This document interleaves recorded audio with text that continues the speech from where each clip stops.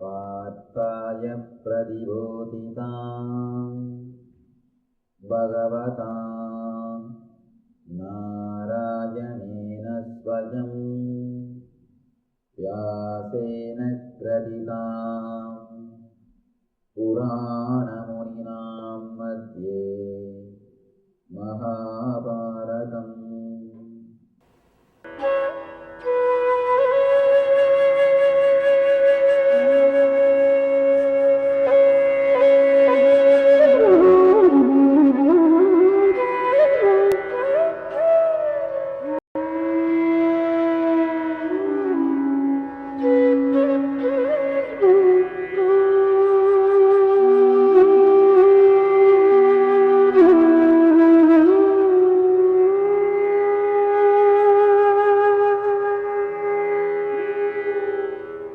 ब्रह्मानन्दं परमसुखदं केवलं ज्ञानमूर्तिं द्वन्द्वातीतं गगनसदृशं तत्त्वमस्यादिलक्ष्यम् एकं नित्यं विमलमचलं सर्वदी साक्षिभूतं भावातीतं त्रिगुणरहितं सद्गुरुं तं नमामि।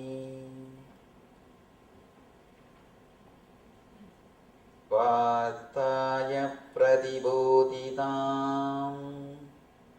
भगवतां नारायणेन स्वयं व्यासेन ग्रथिताम् पुराणमुनिना मध्ये महाभारतम् अद्वैतामृतवर्षिणीं भगवतीम् अष्टादशाध्यायिनीम् अम्ब त्वामनुसन्दधामि भगवद्गीते भवद्वेषिणीम्।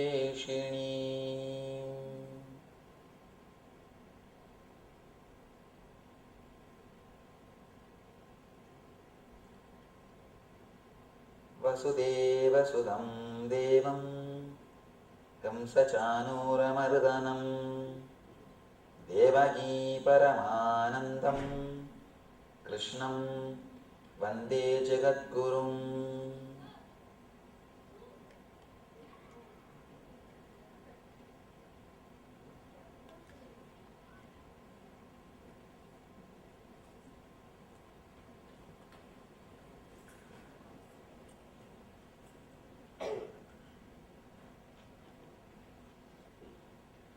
I welcome you all with my love and respects.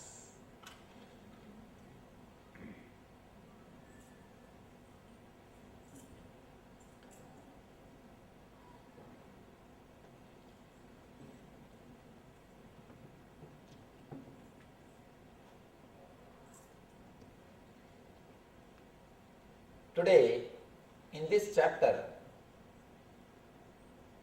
Krishna shows his cosmic form to Arjuna, gives him the experience of universal consciousness. First time, Arjuna is experiencing it. From the beginning, from first chapter, he is only hearing. Again and again he is hearing. Yesterday he heard a complete, full expression.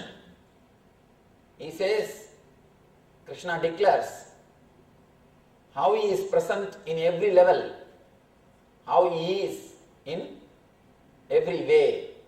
He says, among the rishis, I am Narada. Whatever is best, I shine in that. Yesterday we heard all that declaration by Arjuna. Today he proves it by giving the experience to Arjuna, solid experience to Arjuna. See, the difference between enlightened man and egoistic man is only one thing. Egoistic man also declares, but enlightened man can give experience. Hiranyakasipu was thinking he was God, and not only he was thinking, he was telling all his citizens to chant his name. All of them are supposed to chant his name. Hiranyaya Namaha. They have to sit and repeat his name. Hiranya was also claiming he is God. Krishna also claims he is God. But what is the difference? Hiranya cannot give that experience. He will tell, either believe I am God or I will kill you. Either believe I am God or I will kill you. He can show, he can threaten people and make them believe what he says. Or he believes people believe in what he says, that's all. Hiranya also says he is God. Krishna also says he is God. But Krishna can give experience of that universal consciousness to beings.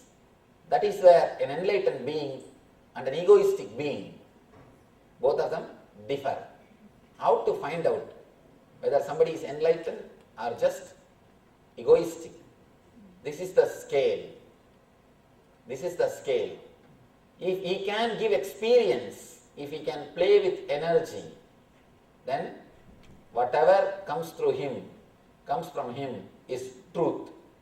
Here, Krishna shows very clearly, he is everything.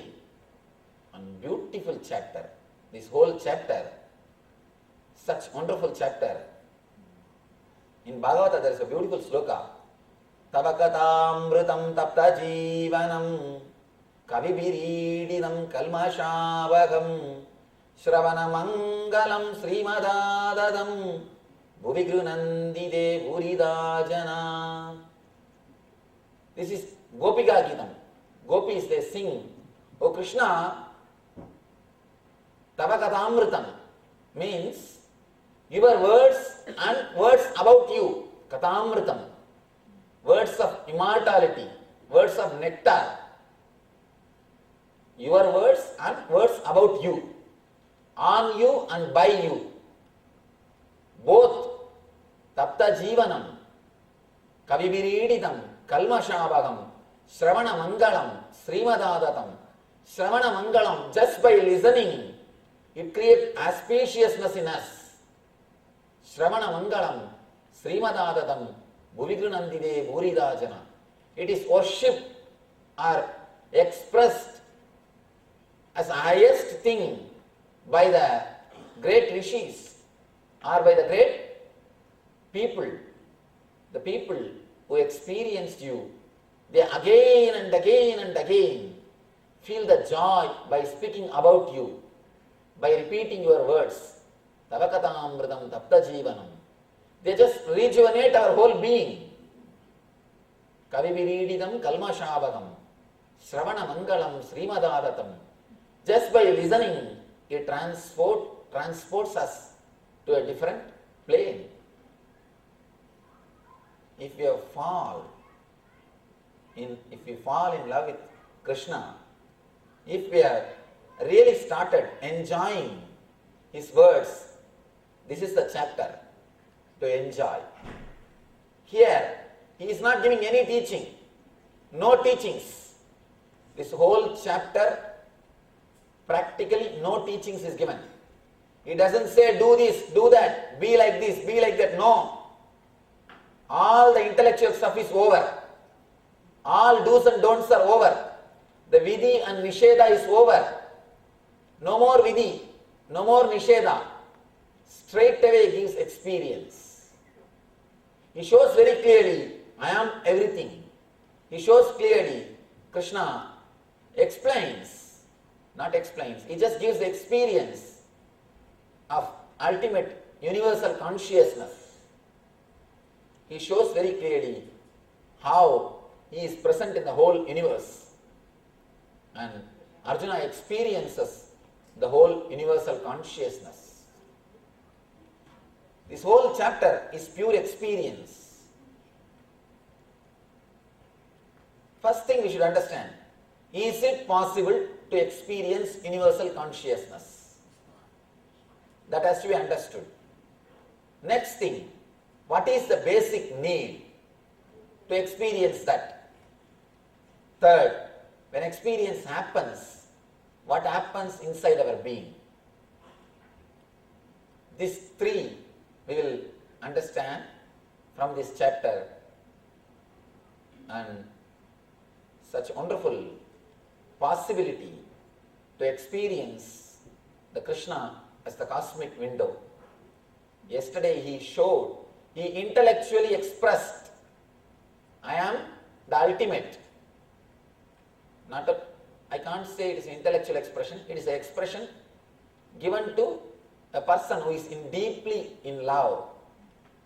Who is deeply in love. Please understand, Krishna can be God only when a person achieves the maturity of Arjuna. Not for everybody.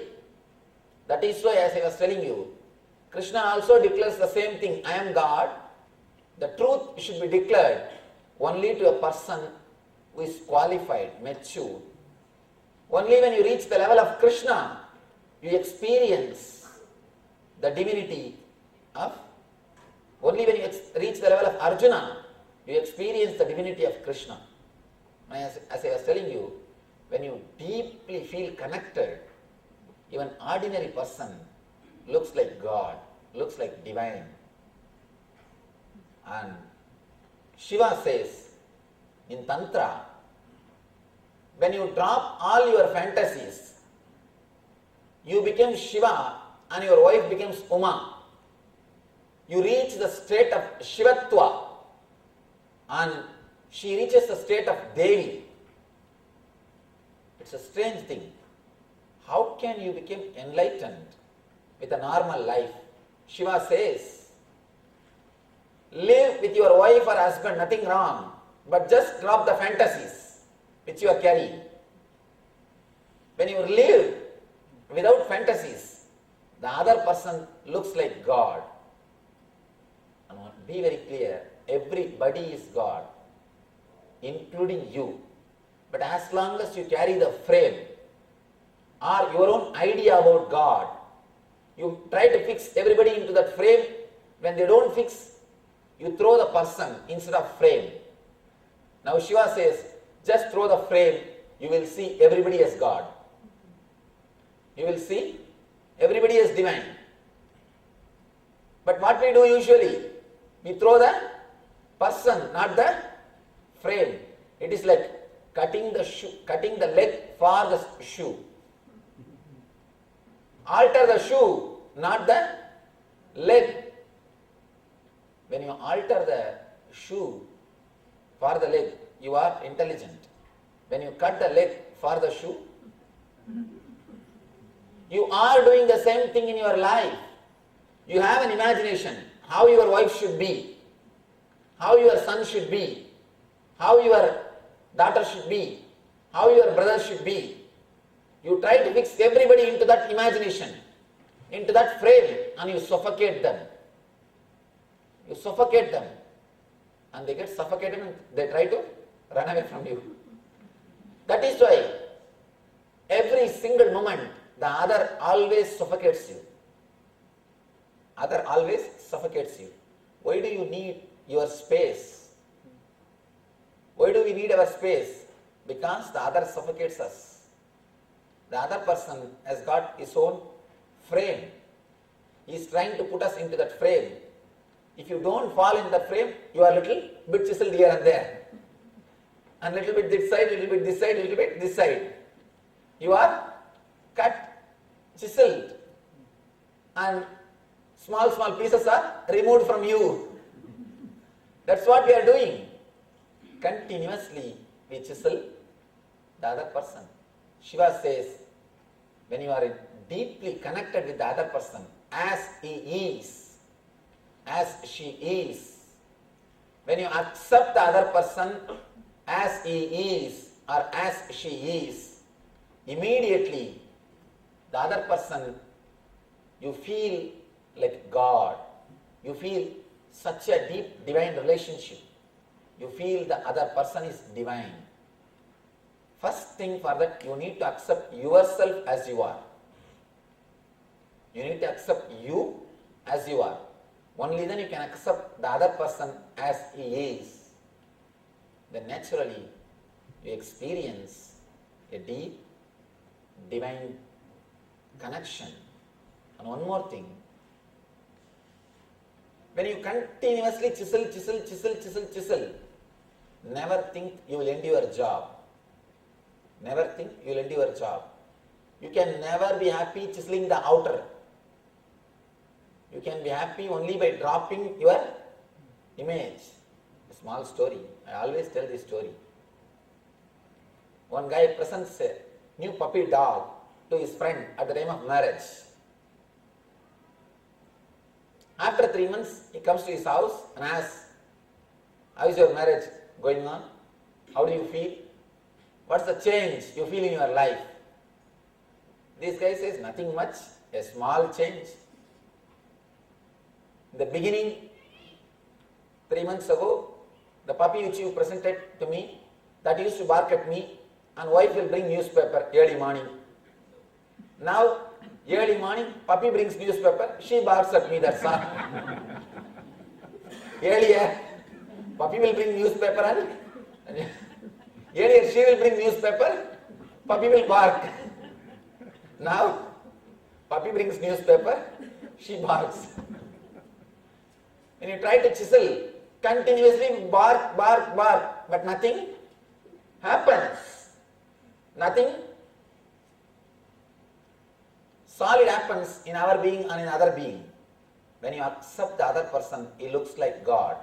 Same way, when you accept the whole universe, when you accept every being, the whole universe looks like God. Of course, this experience can be achieved in 2 ways. Please understand, this experience can be achieved by 2 ways. One, by your own tapasya, acquiring maturity, again and again understanding, achieving the maturity, you experience that. Second, by pouring tremendous energy into your being, a master can give this experience. By bringing you to that frequency, master can also give you this experience. Both the way it can happen. But one thing, unless you are at least little mature, the experience will not stay even if master gives you. That is what happens here. In the end of the Vishwarupa Darshana Yoga, Arjuna says, no, Krishna, I am not able to bear. Enough, I enjoyed, it's okay. I asked you, it is true. But now I think it is too much. Please show me your normal form. The frequency is too much. The other day, one of our ashramites, she was asking me, I was sitting and watching CNN. I was seeing that Hurricane Katrina's disasters by Hurricane Katrina. She asked me, Swamiji, why all these things are happening? All ashramites were sitting in a morning meeting. She told me, why so much of calamity, disaster? See, understand one thing. I gave a small example. There is an ant hill, small ant hill. If you drive your car on that ant hill and kill all the ants, it's actually natural calamity for them. They may say, Hurricane SUV. They may name that as a Hurricane SUV. It's a natural calamity for them. And can you say it is predestined? Can you say it is predestined or free will? Can you relate with that incident? What the ants feel when you do this type of things, when this type of things happen? Your logic and their logic is totally different. They can't question you and you can't answer them. They may also start doing big relief work. They will ask all the ants, whomsoever is alive, whatever your savings, please bring all the sugar peas, all the fruits, all the food. Let us serve. They may have a small red grass. And they may also have, instead of red grass, they may have something like a red ant grass. Something. They may be also doing a big relief work. They may also be serving. But if the ants ask you, can they ask first of all? No. We don't know. Maybe there must be an enlightened ant which is giving discourse. Sitting and calling all the ants and saying, you see, this all happened because God wills. How? The logic of the ants is totally different. The level of will, their will level is different, their frequency is different. And your frequency is different. And the ultimate, the cosmic consciousness, that frequency is different. Just like how you will not even know your car made an accident. You do not even know you killed thousands of ants. If your car kills, and if you kill, you will not even know. You wouldn't have even noticed. Same way, the cosmic energy don't even know what is going on. The level itself is totally different. The frequency of consciousness itself totally is different. The frequency in which the ant's accident happens is different. The frequency in which you are staying is different. The frequency in which the cosmic consciousness is happening is different. From that level, if you see, it is nothing but a small wave. For example, near your water tank, in India there should be an open water tank, open drainage. Near the water tank, if there was an ant hill, and you just poured one mug of water, by mistake the water showered on the ant hill and all the ants are washed away. The same thing happened now in New Orleans, that's all. In the cosmic level, that much only. In that big ocean, one handful of water came inside the city and the city is washed away. In the cosmic level, the happenings are totally different. The will, the level of will, the frequency of will is totally different. All we can do in our life is, we can become one with that will, that's all. We can raise the frequency of our will, frequency of our consciousness to that level, that's all. You cannot understand that level. Neither God nor your wife can be understood. Just learn how to live with them. That's all. Just learn how to live with them. Both cannot be understood.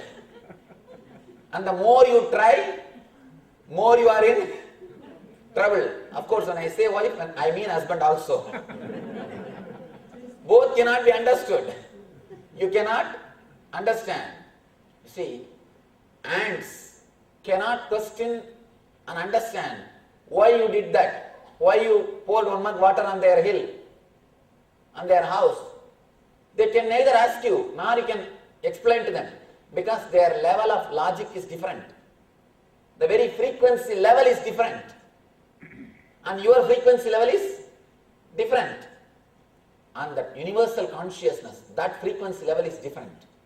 The ants, they live in the frequency of 10, you live in the frequency of 100, and the universal consciousness is in the frequency of infinity.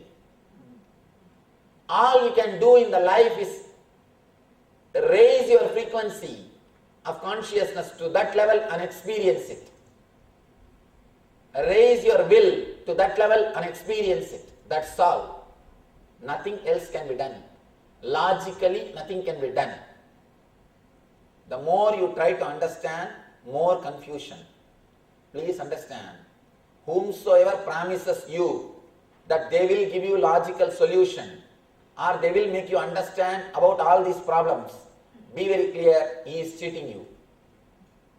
Whoever tried to answer these questions, why so much of natural calamity? Why death? Why all these things in the life? Why somebody is high and somebody is low? Whoever tried to answer these questions They did only one thing, created one more philosophy, that's all. Created one more philosophy, that's all. Neither they understood, nor others have understood. At the most, if they are little charismatic, if they are little intellectual, if they can play with words, they have cheated a group of people, that's all. Nothing else. Please be very clear. All answers for these questions are pure way of cheating a group of people. And you know, when you speak logically, when you know how to play with words, you can always cheat people. You can always cheat people. And you don't even need to be so intelligent to people, because people are not so intelligent. You don't have to be so intelligent to cheat people, because people are not as intelligent as you think. So you don't need to be so intelligent. That is why all philosophers, they convince others, but they are not convinced. I know a great atheist. I have seen him. A great atheist. But when he died, he chanted God's name. He started chanting Rama Krishna, Rama Krishna. People asked him, what is this throughout your life? You lived preaching atheism, spreading atheism, living in atheist way. Why are you now chanting Rama Krishna? No, for life it is okay. When it comes to death, I have to. As long as I live, it's okay. When it comes to death, I have to catch. Who knows, he may be there. Better now itself let me chant and keep in the reserve, keep in the bank. When I go there, I can say, you see, I chanted your name 3 times. At least for that, give me some concession. Be very clear. These philosophers, they convince others without they being convinced. And one more thing, trying to convince others itself shows that person is not convinced completely. And I tell you one more thing, people who are violent preachers without having personal experience will always fall into worst depression. You don't need to give any other punishment to them. And many people come and ask me, Swamiji, so much of conversion is going on. You guys should do, you people all should do something. Why don't you do something? I tell them, please relax. No need to punish them, because they are having enough of punishment already. Already they have enough punishment. Religion. I never ask anybody to convert. What is the need? First of all, I don't have any religion. Because what I am teaching is the pure satya, truth. Truth. For example, just because this light is discovered by Thomas Alva Edison, we can't say this light belongs to only Christians. It belongs to the whole world. Same way, these truths which gives inner light, they are discovered by Krishna. But it doesn't belong to one religion. It belongs to the whole world.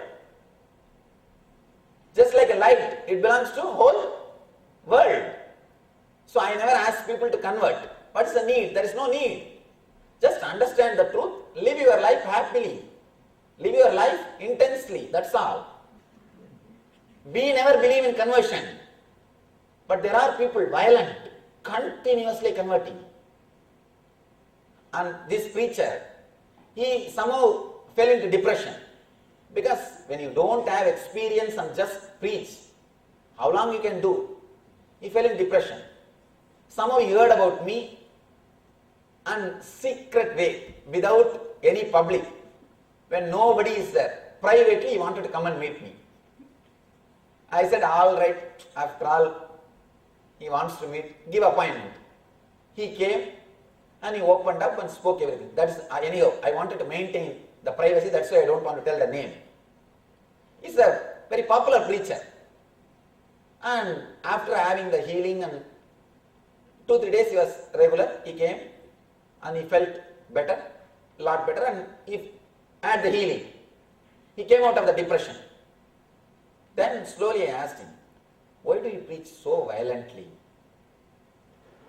He openly says, Swamiji, when I feel so many people follow me, I feel what I am preaching is truth. I feel convinced what I am teaching is truth. In the beginning, I did not have enough confidence about what I am speaking. After some time, when I saw that 10,000 people are following me, I thought, 10,000 people cannot be full. There must be some truth in what I am preaching. Be very clear. Preaching without experience means you are trying to solidify your own confidence. You yourself don't have confidence. By preaching, you try to create confidence. Here, the only difference between Hiranya and Krishna is Hiranya is trying to convince his idea by making many people as his followers. He himself has not experienced. He is just trying to play the game. Krishna straight away gives the experience. Krishna declaring, I am God, is not for his ego. He is explaining for you to experience the truth. That's why he says, Arjuna, for your sake I am speaking these words. Beautifully, he gives the solid experience to Arjuna of the whole cosmic consciousness. Let us enter into the sloka, then we will see these three things. Can the universal consciousness be experienced? What is the basic qualification? What happens when you experience?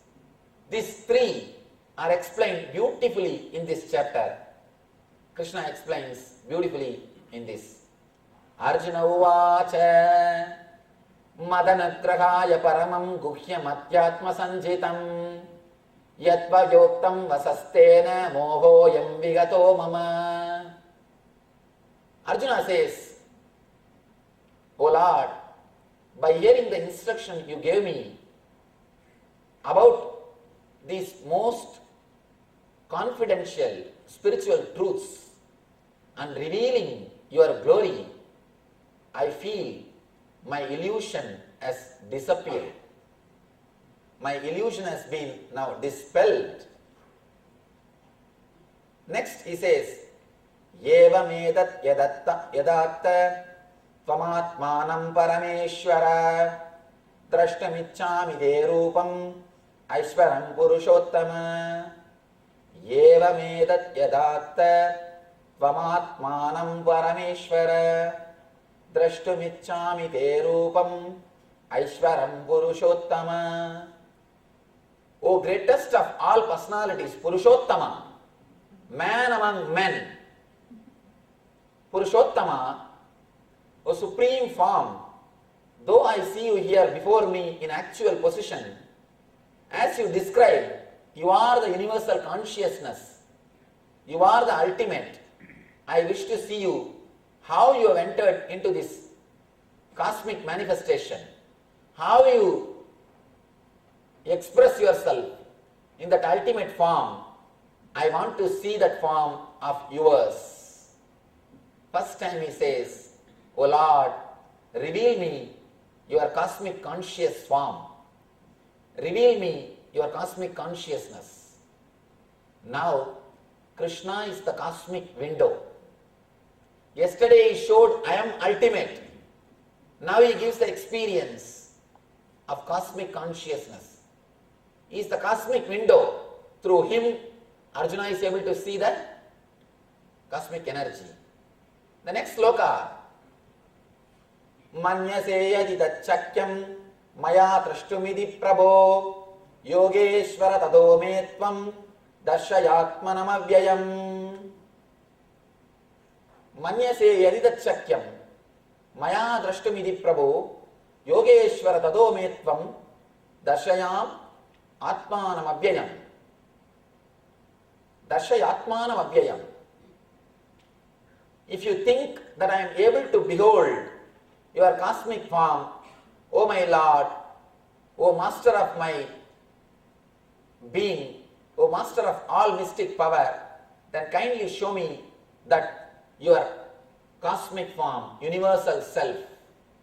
He says very clearly here one word. If you think I am able to behold your form, means there is a little fear already inside. Be very clear. Many people used to come and tell me, Swamiji, if you think I can manage, why don't you give me an enlightened experience? I tell them, me thinking you will manage is not important. You should think you will be able to manage. You must be ready to take the responsibility. Whatever comes, let me face. Small story. When you are not ready to take the responsibility, naturally, you will put the blame on me tomorrow. I told you that time itself, if I can manage, I told you to give, but you are given me without even knowing whether I will be able to manage or not. Even the truth cannot be given so easily. Even the truth cannot be given so easily. Of course, even a simple truth experiences cannot be given so easily. If you read the Swamiji as we know him, there is one of our publication. In that one devotee writes the reminiscence. Continuously that person was nagging me for spiritual experience. To read In the Arms of the Master, portion, there she describes, he or she, the devotee, describes clearly the experience. That person was nagging me continuously for some spiritual experience. I told you, see, do meditation, you will have it, don't worry. No, you give me something. It's not like a coconut, or it's not just a little bit of chips, I can give you straight away. It's an experience, you must be able to hold it, you must be able to receive it. No, give me something. It went on for 6 months. Then I said, stop asking, do meditation, it will happen. Then the person said, no, tell me clearly, you can't give. Don't say, don't try to escape from me. Now I said, all right, now the time has come for you. What can be done? Just single moment, if you can read the reminiscence. Person says, suddenly I felt the base in which I am standing is shaken. I felt the base in which are my boundary idea is slowly started getting loosened. And I felt the person who is in front of me also is boundaryless. And totally I was frightened. I said, enough, stop, I can't. And nothing has happened. Hardly I can say 1 volt current. 1 volt energy. Person was shaken. Same thing. When you have that fear, will I be able to hold or not? Be very clear, you will never be able to hold. And then the person started blaming me. I asked, that is true? Father, will you give whatever I asked? You should have been a little responsible. And 2 days the person was suffering out of fever and fear. 2 days the person was bedridden. Of course, after 2 days he became all right. That is different. But what I am saying, when you try to receive the experience without maturity, always you get into trouble. Here, Arjuna asks, if I am able to hold, if you think that I am able to behold your cosmic form, my Lord, show me that unmasked, manifested universal self. Please understand, before entering into the experience, you must have the courage. Let me see. I have always seen. After 1 year, if they continuously meditate, people start experiencing this boundarylessness. They get frightened. They feel just totally shaken up. They run and come to me. Swamiji, I feel nowadays, the moment I sit in meditation, I am losing the boundary. I am afraid I may be lost. I told them, what for you are meditating? The meditation is to give you the boundarylessness. And you are doing whatever has to be done to achieve that consciousness, and you are afraid of that. It's like you invite some guest. First you send email, then you send a fax, then you give a call, then you give telegram, then finally you send one person with a ticket to bring that person. When he comes to your house, suddenly you say, I never expected you will come. I thought somebody else will come. I was inviting somebody else. No, you can't say that. It is you who invited. You did meditation continuously. When you do meditation, you will have the boundaryless consciousness. You will experience universal consciousness. But I have always seen, invariably, when people experience this first time, they are totally shaken. They escape. They try to escape. And same way I have seen people who practice mantra also. When they intensely go into that mantra, when the divine starts giving experience, they get frightened and run away. They are totally frightened and they try to escape from it. If you are meditating on divine, on mantra or on some God, don't try to escape when you get the vision or darshan. Divine will never disturb you. Only your fear will disturb you. Even with the person whom I was explaining, he was frightened. That is the only problem. As divine, it never creates trouble. Even then, he did not have any problem. Just a fear. Be very clear. Whenever you face the experience, have courage to face it. Just go with it. We always think, no, this is too much. I cannot handle this. No, nothing is too much. In divine, nothing is too much. Ramakrishna asked Vivekananda, if you see the Amrita Sagara, how you will drink? Ocean of nectar, how will you drink? How you will drink? Vivekananda says, I will become like a small fly, sit in the edge of the ocean and drink slowly. Ramakrishna says, fool, jump into that and drink. Vivekananda asks, no, if I jump into that, I may die. Ramakrishna says beautifully, it is the ocean of nectar, how will you die? Amrita means by drinking which you will never die. It's the ocean of Amrita, ocean of nectar, how will you die? Even if you fall, even if you completely drown yourself into the ocean of nectar, you will never die. So in the divine, in the spirituality, there is no such thing overdoing it or too much. In the spiritual energy, there is nothing called too much. In the spiritual experience, there is nothing called too much. In the devotion, there is nothing called too much. In bhakti, there is nothing called too much. Many wives, they come and complain, Swamiji, my husband is becoming involved with meditation and bhakti too much, please do something. Or the husbands will come and complain, she is becoming too much involved in meditation, in bhakti, please do something.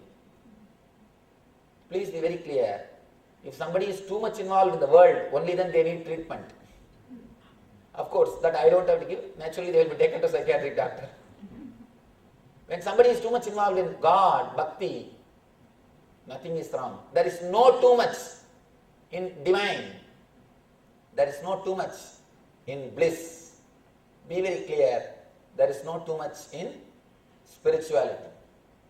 Here, if you think there is something called too much in spirituality, you always have a problem. Arjuna says, if you think that I am able to behold your cosmic form, means he puts the responsibility on Krishna. He wants the sweet, but he doesn't want to become diabetic. Of course, with the divine sweet, you will never become diabetic. You will never become diabetic. And you will never become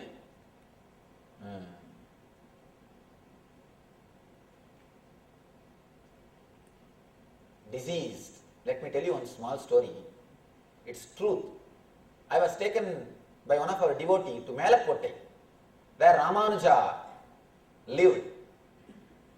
God, the prasad which they give is so tasty and so beautiful. Actually, basically the Iyengar families, they cook beautifully. Their food is just Vaishnavites are basically very tasty people. Because the Vishnu is the God who accepts everything.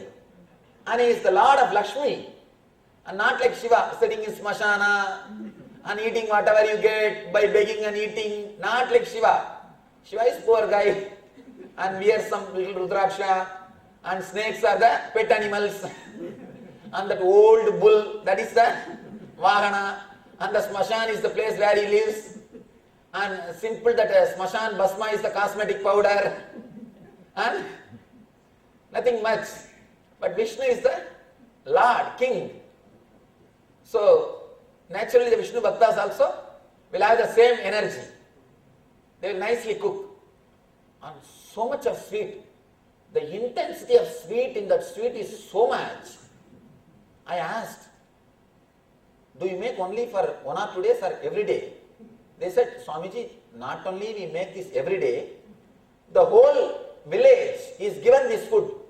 Because the whole village is few family who take care of the temple. The temple prasad only is served. Then I asked, surely the whole village should be diabetic. And please understand, you will be surprised, not even a single diabetic patient in the whole village. So much of sweet they eat. So much of sweet. Not even a single diabetic patient. Not even a single diabetic patient. I was surprised because when the food is offered to God, it becomes amrita. Please understand, the mantras which we chant, it affects that food. Don't think prasad is ordinary food. It is energized. The words which you create, let me tell you an important research, then you will understand. Recently there was a book released called Messages from Water. This movie, What the Bleep Do We Know? In that movie they describe about this book. You all should see that movie. What the Bleep Do We Know? It's a beautiful movie. In that they say, one Japan doctor has done a research. He keeps 10 different tumblers of waters. In front of one tumbler he sits and chants some good words, peace, bliss, happiness, like this. Words which creates positive emotion. Then he keeps another one tumbler of water and chants the words, negative words, war, violence, anger, that type of emotion. And he puts the label of war. And after that, he takes one tumbler of water and chants Dhammapada, the words from Buddha's teachings, and different tumblers of waters. He says, if he freezes that water and sees through the microscope and photographs, he comes out with a research report. He says, the water which is energized by positive words, positive energy, it looks almost like a diamond, and he has published a book of all the photographs. So beautiful. The water looks like a diamond, clear. The crystals are clear. And the water which is energized by the negative words, the water in front of which he chanted the negative words, they show like a demon. The picture looks like a devil.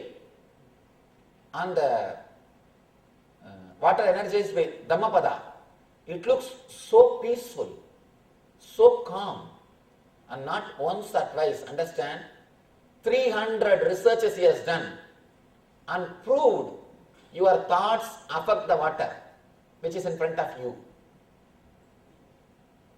That is why our masters, they taught us to chant mantras standing in Ganga. The whole river will be energized. If just 5 minutes chanting 2-3 words in front of a water can change the quality of water, means millions of people standing in that water chanting mantra, what energy that water will radiate. That is why the whole Ganga is sacred river. Whatever our rishis did, today the modern day science is proving. Modern day science is proving. See, in those days, these British people, when they come from England, they will bring water in their ship. That will be spoiled within a month. They will suffer without water. But when they go back from Calcutta, the same time only, when they come, if it takes 3 months, when they go back also it takes only 3 months. But when they go back, the water never gets spoiled. They started analyzing why. Then they understood. They bring Ganga water. When they go back, the water is from Calcutta, Ganga. Then they started doing research on Ganga water. They say Ganga water has got quality to purify itself automatically. That is why the Ganga water never is polluted by, in spite of so much of pollution. In spite of so much of pollution, never Ganga water gets polluted because it continuously purifies itself. The whole water is energy. Whole river is energy. Same way, in a temple where continuously these mantras are chanted, when the food is put inside the temple, in front of God, when they chant that mantras, that food also starts getting the pure spiritual energy. That starts radiating the energy of positive qualities. You will never become sick by eating prasad. Be very clear. You will never become sick by eating prasad. You will always only become healthy. This is a solid proof. Actually, I was surprised to hear the whole village eats that same akkara vadisal. In Tamil they call it akkara vadisal. And so sweet, so much of sweet. The whole village eats that food regularly, every day, because that is the food which is given from temple. But nobody is diabetic. Nobody is diabetic. It is because of the power of that words, power of that mantra. Be very clear, with the divine, everything will do only good. It will never do any bad. With energy, it is always good. Never you will have anything bad. With Amrita Sagara, you will never die. When it comes to divine, just jump totally. Don't keep anything in reservation. There is no need for any fear. Nothing needs to be afraid. Just relax into the divine. You will transform. He says, Manyade edidachakyam maya trashtumidhi prabho yogeshwara tadome tvam dashayatmanam abhyayam dashayatmanam abhyayam. He says, if you think I am able to behold your cosmic form, O my Lord, Master of all mystic power, then kindly show me your cosmic form. Bhagavan uvacha Pashya me partha rupani sadasoda sahasrasaha nana vidani divyani nana varnakridini cha. Lord says, O Partha, see hundreds of thousands of my forms. These are of divine forms, diverse divine forms, of diverse colors, shapes and sizes. O Bharata, see the different manifestations of Adityas, Vasus, Rudras, Aswini Kumaras, Maruts and many wonderful things which no one has ever seen before. Now he starts explaining or giving darshan, and before that he says a beautiful word, an important word.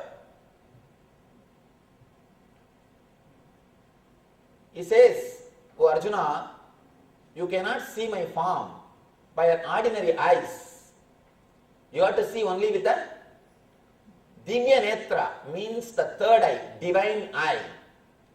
Let me give you Divyam Dadami, Dechakshu. He says, let me give you the divine eyes, then you will start seeing me, then you will be able to experience me.